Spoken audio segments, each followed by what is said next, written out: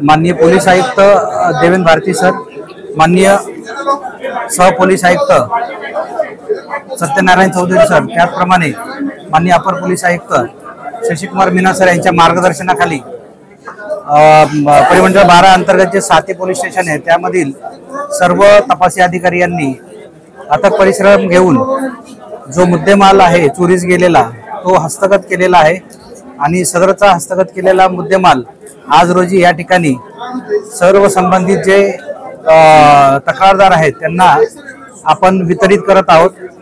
यामध्ये एकूण 3,87,66,607 रुपयाचा आपण मुद्देमाल हा एकूण या ठिकाणी वितरित करत आहोत।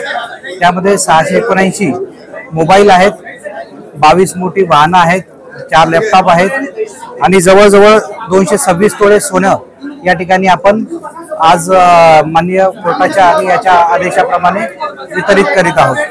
दिवाळीत नागरिकांना हे जे त्यांचे मुद्देमाल हस्तांतरित करण्यात आले, नागरिकांचा प्रतिसाद आपल्याला कसा मिळाला आणि नागरिकांमध्ये उत्साह आहे आपल्याला दिसला? नागरिकांमध्ये निश्चितच एक आनंदाचं वातावरण आहे, कारण फार कष्टाने आपण कमाईमधनं आपण हा सोनं असेल किंवा मोबाईल असेल, आपण या गोष्टी वाहन असेल आपण घेत असतो आणि चोरीस गेल्यानंतर आपण एकदम हतबल होतो। अशा परिस्थितीमध्ये पोलीस स्टेशनकडनं त्यांना सहकार्य दिल्यानंतर त्यांचा मुद्देमाल जो आहे तो हस्तगत करून त्यांना आता वाटप केल्यामुळे निश्चितच त्यांची आनंदाचं वातावरण आहे आणि दिवाळीच्या तोंडावरती त्यांना ते मुद्देमाल परत मिळतोय, त्यामुळे त्यांना एक ती प्रकारे त्यांचं दिवाळी गोड जाईल आणि यापुढे सुद्धा जर काही असे असेल तर त्यामध्ये आम्ही याच पद्धतीने कामकाज करू।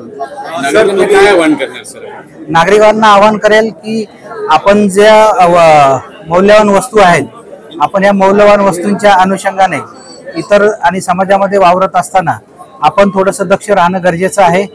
त्याचप्रमाणे आपण जे काही सायबर सारखे जे थ्रेट आहेत त्याच्या अनुषंगाने कुठलाही अननोन कॉल आला किंवा मेसेज आला तर त्याला तात्काळ रिप्लाय न करता त्याची सत्यता पडताळणी करणं गरजेचं आहे।